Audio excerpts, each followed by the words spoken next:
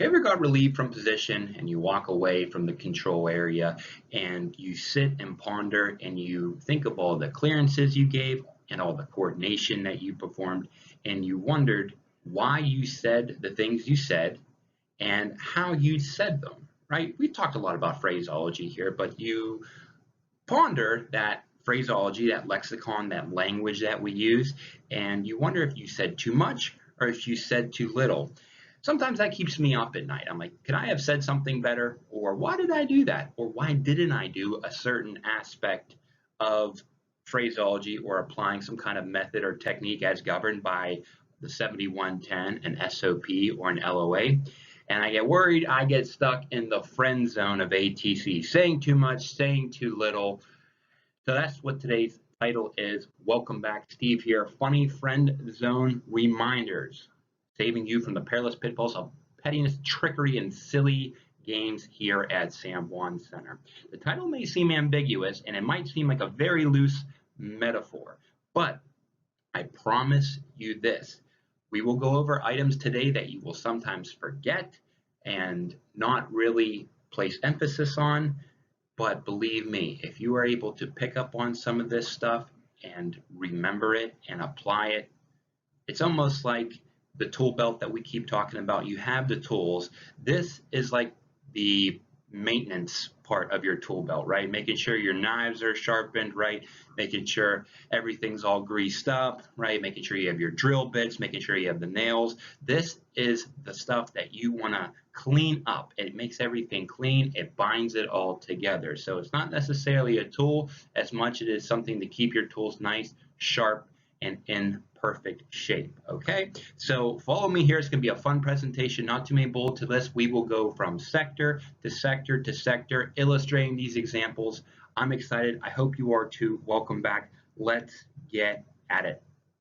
So the title of today's bulleted list is We Got Your Back. When I say we, it's me, the presenter, and the 7110 giving you this information to help clean up your operation and to make sure that you do not leave any small detail left unturned. Okay, so explore small, oftentimes omitted details in your duties, right? The things that we kind of braze over, things that we kind of miss during training, things that we may not know exist that we have to do, right? That's the beauty of combing through the 7110.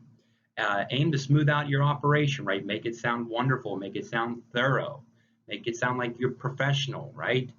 Put up that facade, sometimes facade that you know what you're doing, even though sometimes you don't, right? That's why the book is there. It empowers you, it educates you.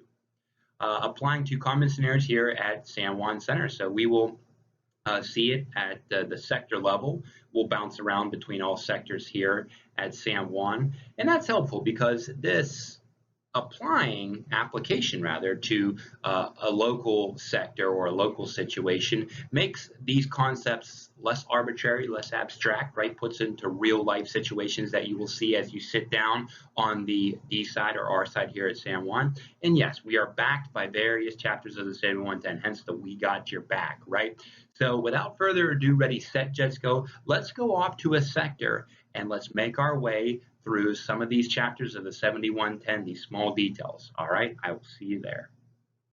Here we are in sectors 2 and 8, working oh so leisurely as the D side, on the phone with Guadalupe, coordinating the Seabourn 4583, or trying to coordinate, and they reply with Seabourn 4583, no flight plan details, please. Now, you might do one of those face palms, know that now you have to give and relay all the flight plan information to Guadalupe for them to copy down, but you are interrupted by that sounding speaker of the shout line hearing San Juan, Punta Cana approach, VFR information Sierra's 22 November Golf. And you're like, okay, so yeah.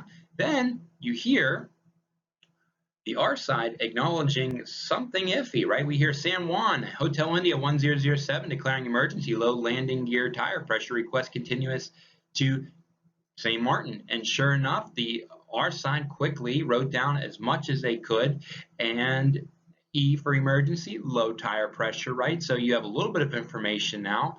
And you also hear D8 Aguadilla downtime, D8 Aguadilla request clearance.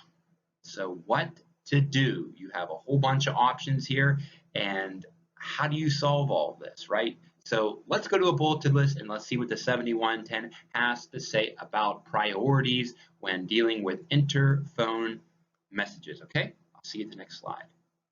So let's throw the book at this situation, right? Let's do it by the book. Chapter 2, General Control, is a great chapter for anybody to read if they are looking to dive into the 7110. You might be tempted to go right into the radar section or the IFR section, or maybe chapter 8 as it applies to oceanic non-radar. But chapter 2, if you're looking for a concept that applies to you right away that you can build off on, chapter 2 is the place. General Control, it's expertly named that.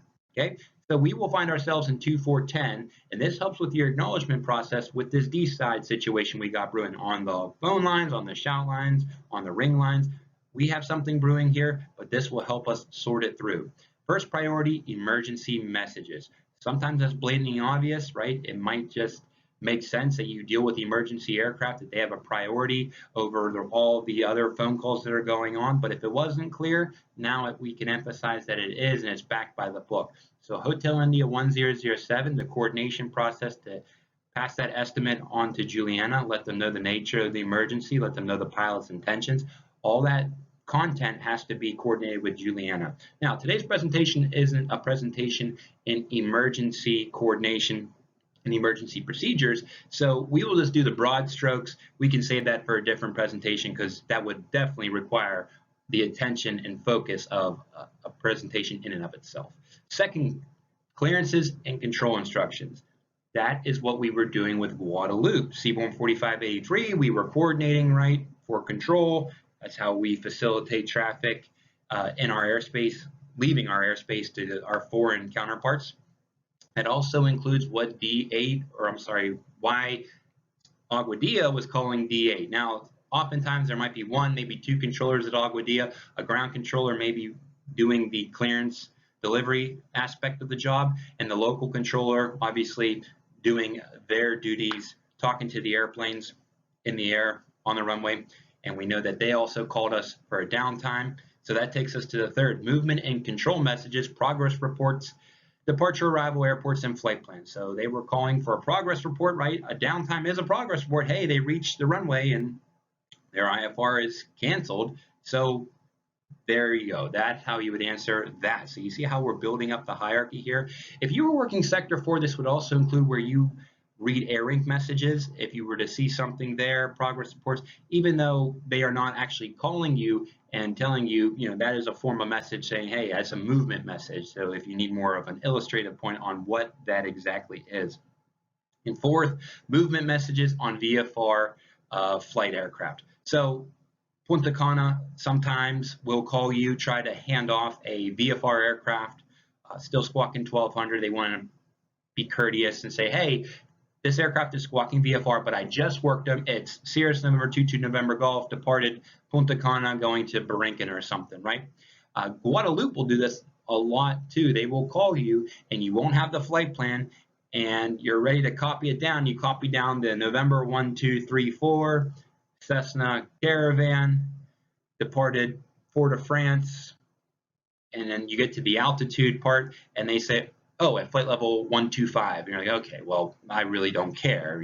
They'll call us at the boundary to get VFR advisories. So that will happen sometimes. It doesn't happen too much, but that point is able to illustrate how we see the four items in order, in a hierarchy order on how you should acknowledge it. Okay, so let's get back to this sector and let's apply this the best we can.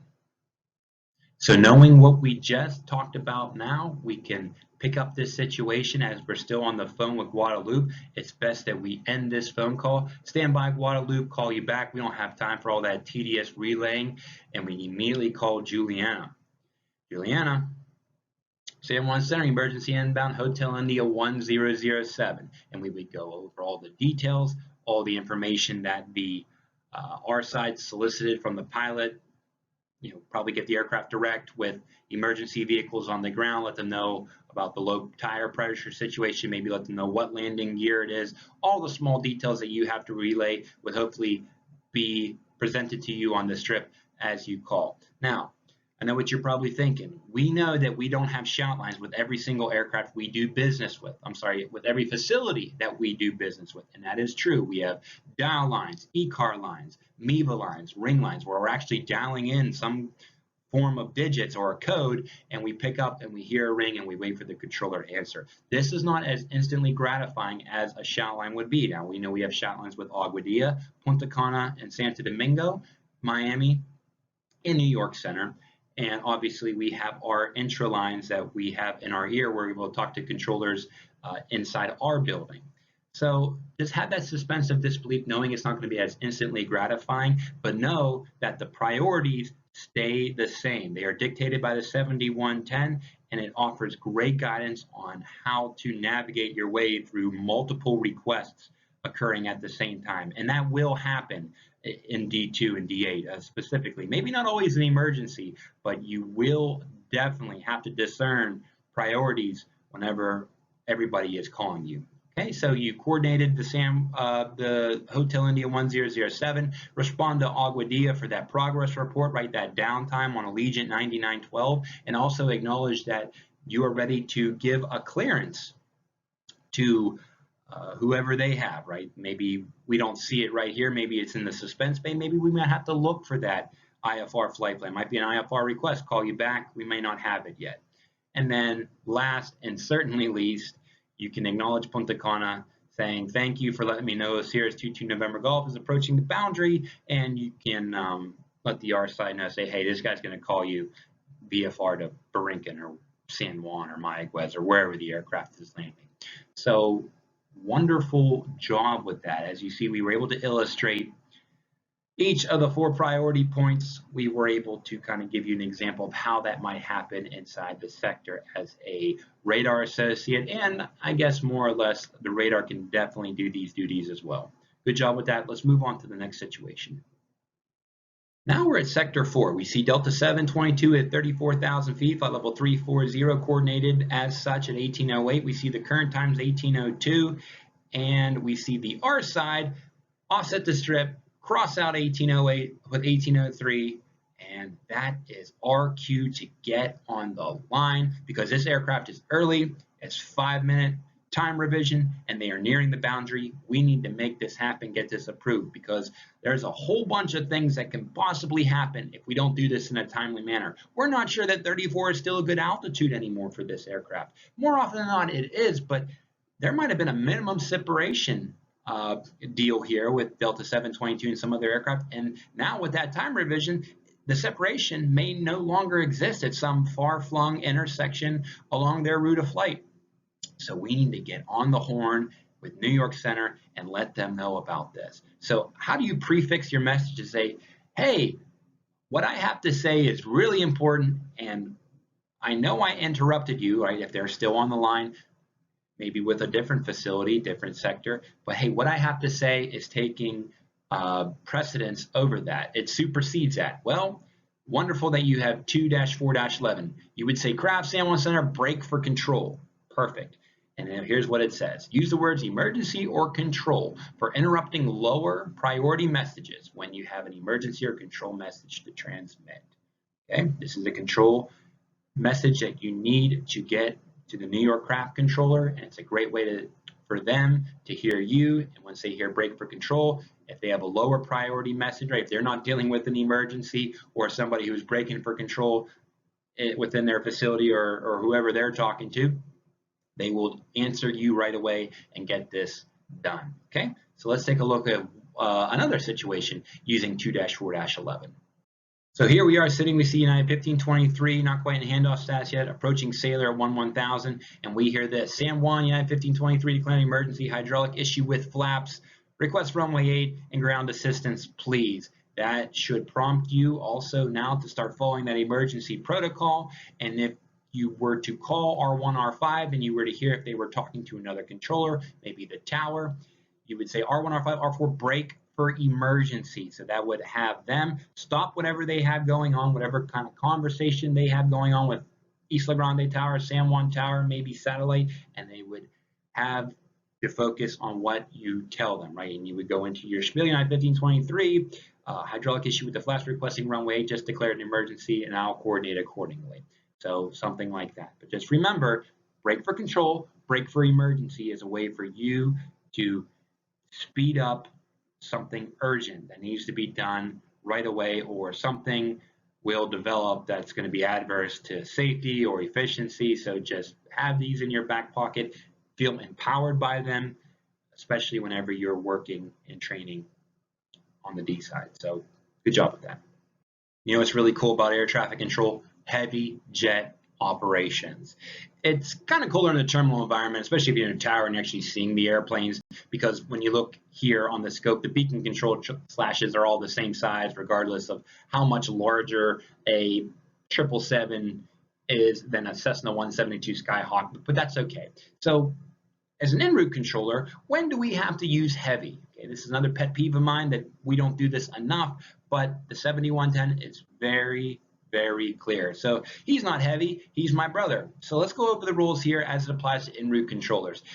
In communications with a terminal facility about super or heavy jet operations. Perfect. So that means when we are sitting at the D8 position and we call Aguadilla, Aguadilla D8 inbound, and they queue up the line saying Aguadilla Tower, inbound SkyCube 2379 heavy, a heavy MD-11, estimating the field 2000, RNAV runway 8 approach. That's when we use heavy. Okay, good. In communications with or about super or heavy jet aircraft with regard to an airport where the en route center is providing approach control services. Yet again, that is the situation with Aguadilla. We apply this rule when dealing with Aguadilla inbounds because they are a terminal facility. We as R8 and D8 are providing those approach control services.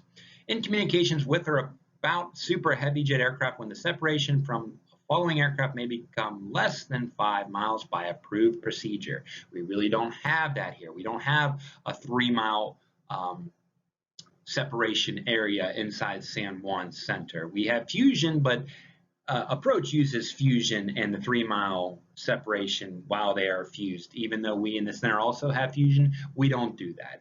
And when issuing traffic advisories. So Aztec 6400 Yankee, traffic 11 to 12 o'clock, 13 miles southeastbound, heavy MD-11, 17,500 for 7,000. We use the heavy there, traffic advisories, okay? Wonderful job, just something to consider. Just remember these simple 4 situations.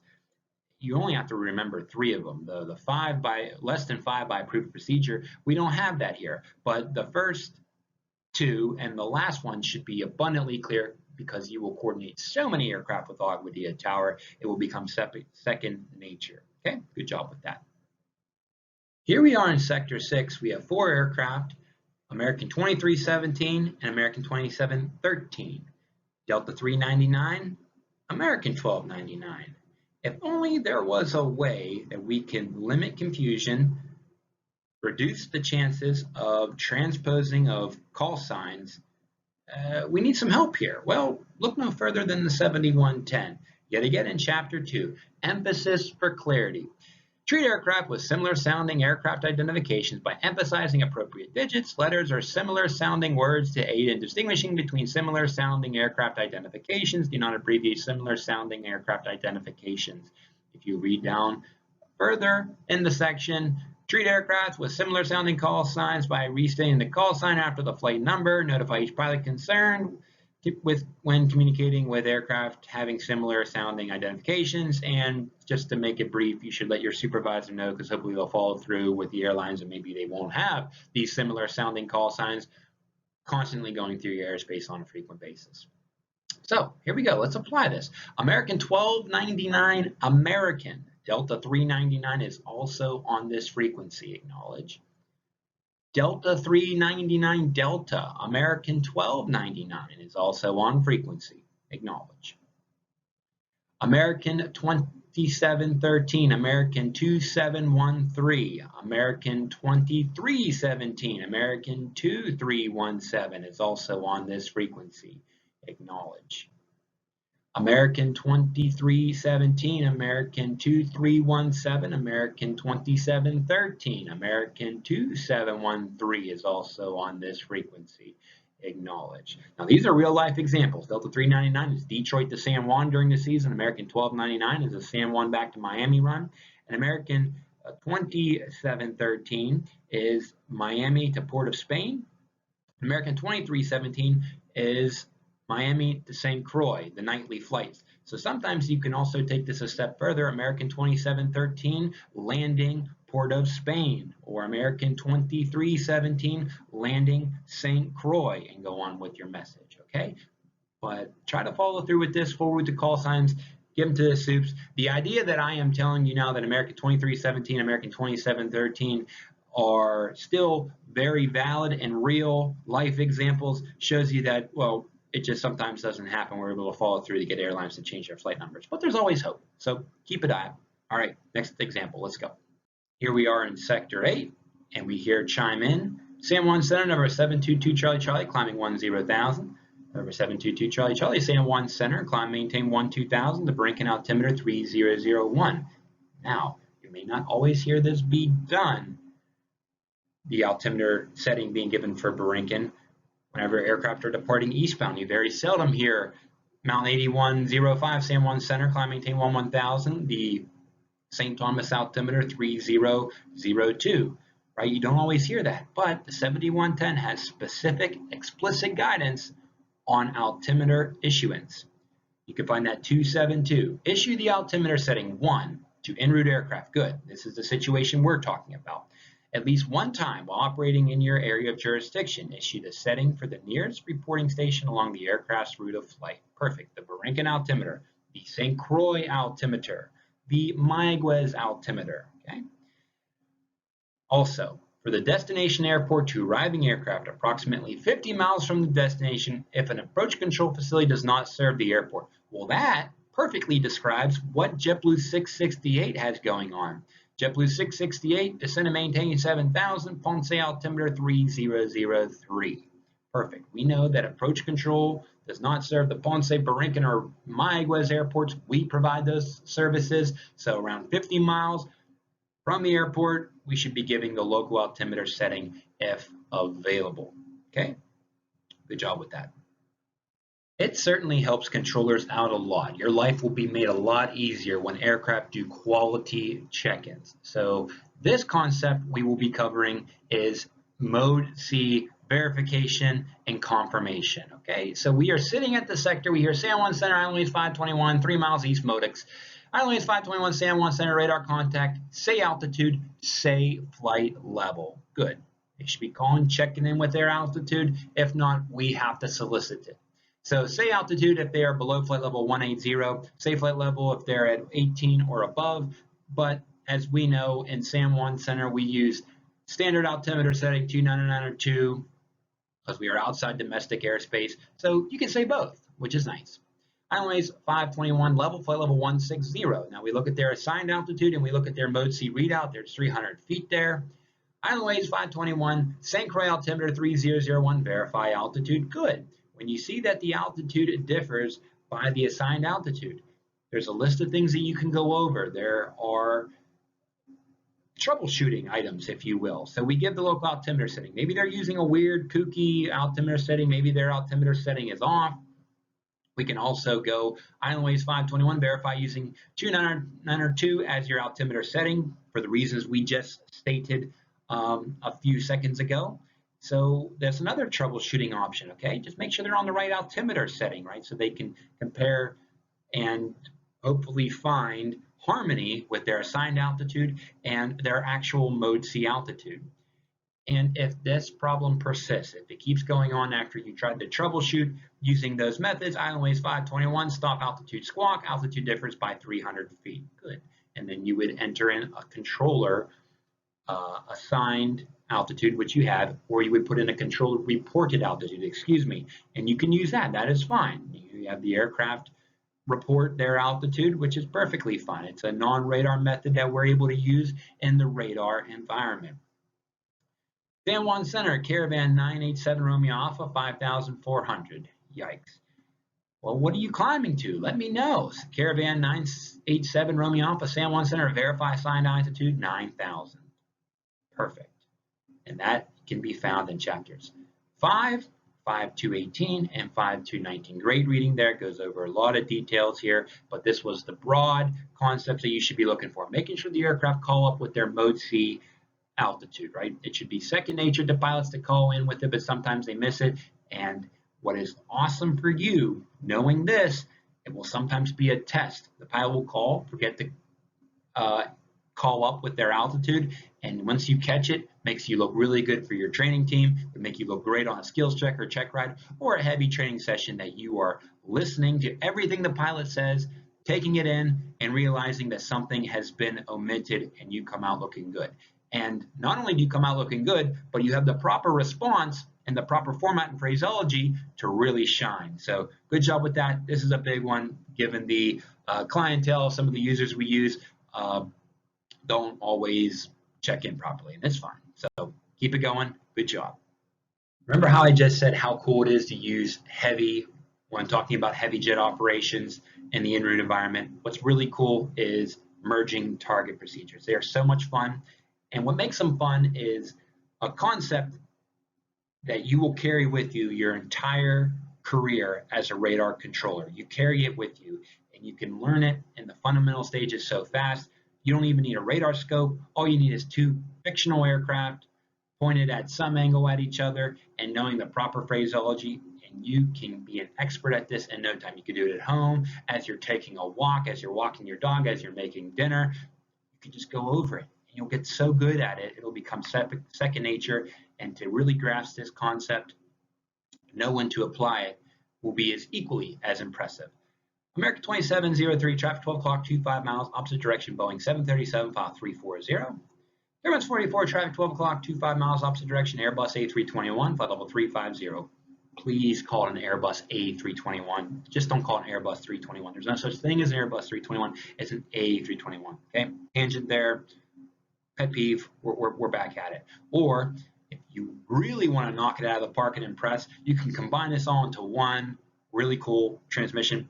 KMS 44, an American 2703, traffic 12 o'clock, 25 miles, opposite direction, northwestbound Boeing 737, file 340, southeastbound Airbus A321, flight level 350. See how you just mashed that up all into one, but it didn't sound mashed or crappy or out of order. Everything was uniform, in place, thorough, quick, on the mic, off the mic. Perfect. Good job with that. So merging target procedures. So the governing paragraph. Except while they are established in a holding pattern, apply merging target procedures to all aircraft, all radar identifying aircraft. 1, aircraft at 10,000 feet and above. 2, turbojet aircraft regardless of altitude. And there's a reference there for the pilot controller glossary. And presidential aircraft regardless of altitude. There's a couple more caveats, but those are the most important ones you need to know. And if anybody's going to quiz you on them, when do you give merging target procedures? Those are the primary examples that they would be looking for. So very simple there. We also rounded up an idea of radar contact lost here. So say we are working this sector, we just gave that wonderful, absolutely astounding traffic call, merging target procedure between American 2703 and KMS 44. Oh, and we see that VFR we were just working go off the scope, and oh, look, a little target came up, a primary target. 537B, inform an aircraft when radar contact is lost. Number 5070 Juliet, radar contact lost, maintain VFR squawk 04529010. So you say radar contact lost, and if you were to look it up in the 7110, it would say instructions if applicable. Well, tell them to maintain VFR and perhaps reset the transponder. Maybe something happened there, and it should emerge as fine. Now, if an aircraft does go radar contact lost, once you lose radar contact on an aircraft, and if it happens where a primary comes up, the aircraft ID and beacon code would populate your coast suspense list, and you would be able to track start that aircraft based upon position correlation.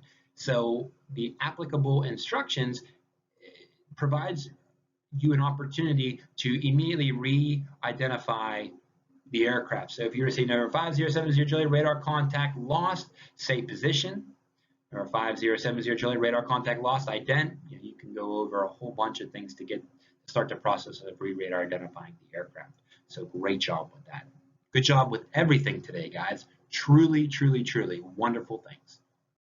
So whoever that guy is, you made him proud today. So don't let him down from here on out. You acquired a lot of knowledge today, a lot of small detailed things, a lot of those small puzzle pieces to make up a thorough understanding and application of rules of the 7110. Yeah, there are small details that can easily be omitted that nobody's going to give you grief on, especially when you're certified. Nobody's really going to care, right? Because we sometimes upon certification, we get this attitude that we've acquired knowledge and we no longer have to stop learning or perfecting our craft. Well, you shouldn't look at this at it that way. You should look at the 7110 as a way for you, once you get that baseline certification, to make sure that you're applying the rules properly and to make sure that you are making sure that you speak it properly, right? The 7110 is your shield, it's your armor. The closer that you can adhere your personal operation, your personal MO, your modus operandi, and make it congruent with the 7110, find that perfect harmony, you will find yourself being protected by that document and having peace of mind that you did the job correctly because you applied the situation that you found in the 7110 to the traffic situation that you had, whether you're an A side, D side, R side, all the way from right out of the academy to seasoned CPC. This baseline fundamental aspects of these small little details and knowing to apply them in the right situations, you can carry that with you your entire career, even beyond San Juan Center. Whenever you sit down at a position and you may not know the airspace yet, the traffic flow yet, all the procedures yet, but guess what you do know? You know those baseline rules of the 7110. You know when to call an aircraft a heavy. You know when to issue altimeter settings. You know the idea that you have brake for control, brake for emergency. You know that you have the hierarchy of interphone messages and how to deal with that whenever you have multiple things happening at once. Those are the kind of skills that will help you and keep you safe as you constantly perfect and practice air traffic control throughout your entire career. So I hope you guys had a good time. I know I sure did. Steve here, wishing you guys nothing but the best. I hope you take this out and apply it in the classroom and in the OJT environment. And then whenever you're certified, which I'm sure you will, in as little time as possible, you'll be great. So may your attitude be just like your separation. Stay positive. Have a great day. I'll see you guys at the next presentation.